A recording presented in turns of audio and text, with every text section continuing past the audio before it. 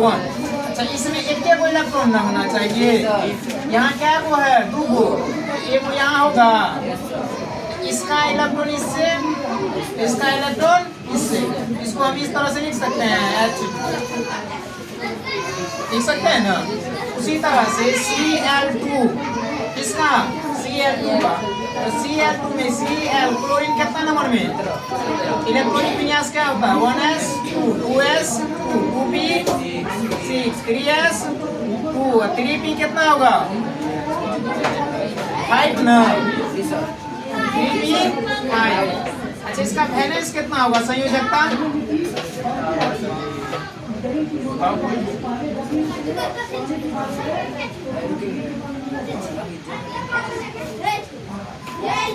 अंतिम सेल में कितना है, 7। तो किस में से घटाना है, 8 में से घटा देंगे कितना बचेगा, 1। इसका वैलेंस संयोजकता कितना आया, ऐसे क्या को है, 2 को है ना।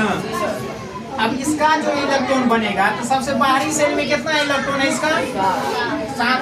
इसको 7 को डॉट से दर्शा सकते हैं, 2 2 4 2 6 7 हो गया।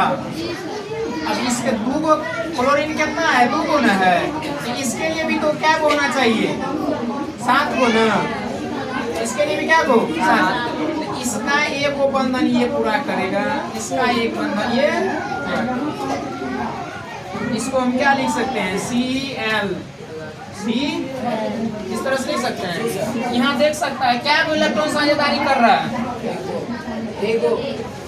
क्या को, एक को, सिर्फ क्या को, अरे ये क्लोरीन का ये को इलेक्ट्रॉन ये है, ये क्लोरीन का वो इलेक्ट्रॉन ये, मतलब ये इससे ले रहा है और ये इससे ले रहा है। अगर वही द्वि के साथ संयोजक बंधन में क्या होगा, तो 2 इलेक्ट्रॉन की साझेदारी होगा, कितना की, 2 इलेक्ट्रॉन की। जैसे O2 बनना, O2 का बनना, O2 का बनना।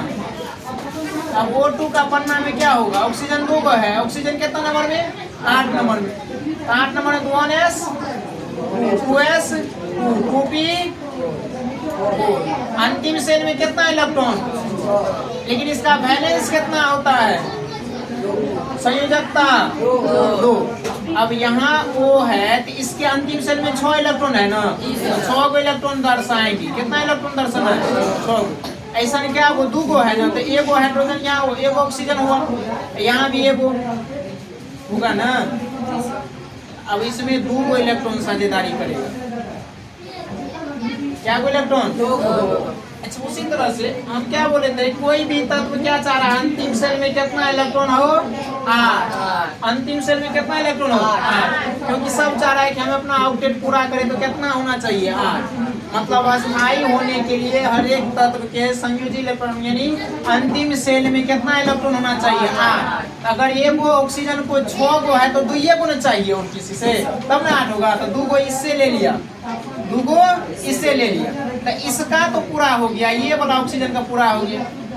लेकिन अब इससे जो 2 ले, इसका जो पूरा होना होगा, तो ये 2 2 4 2 6 को इसके पास भी है, तो ये भी इससे 2 को ले लेगा, ये भी 2 को ले लेगा, तो इसी को कहते हैं O2।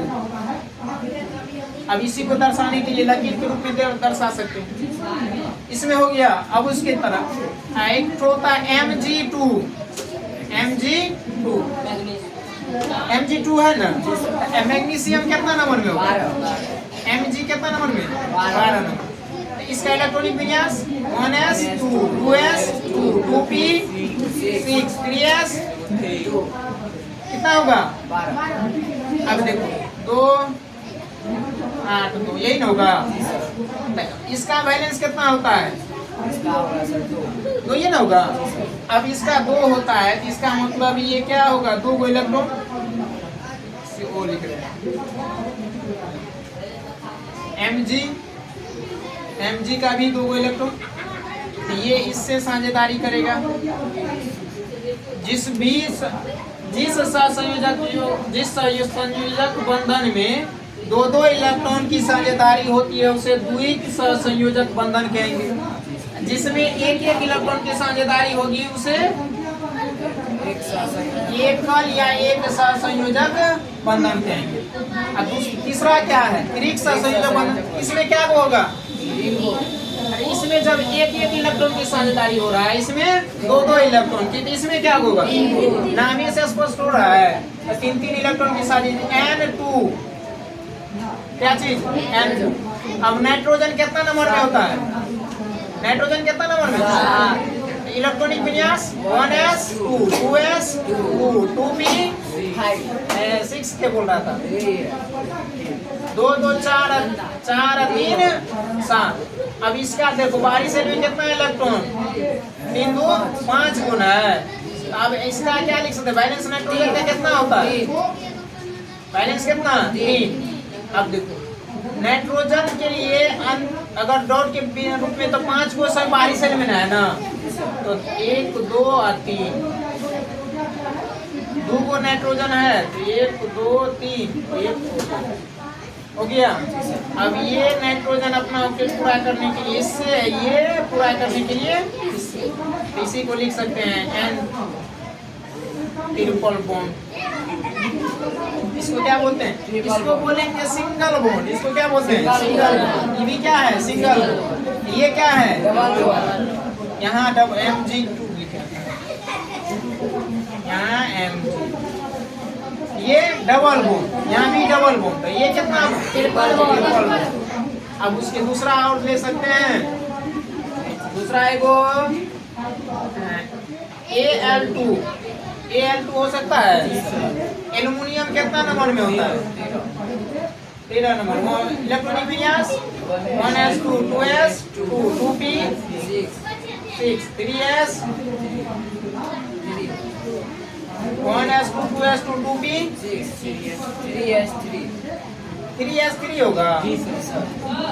s पर अधिकतम इलेक्ट्रॉन कितना होता है, 3p1 3p1। इसके अंतिम सेट में कितना है, 3। इसका बैलेंस कितना हो जाएगा, 3 होगा।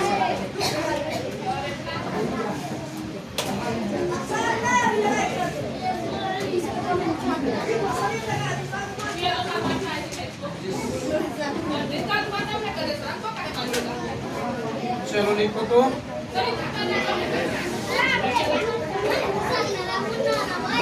पहला नंबर देकर के डैश दे सकता है, लिख लेगा इसको।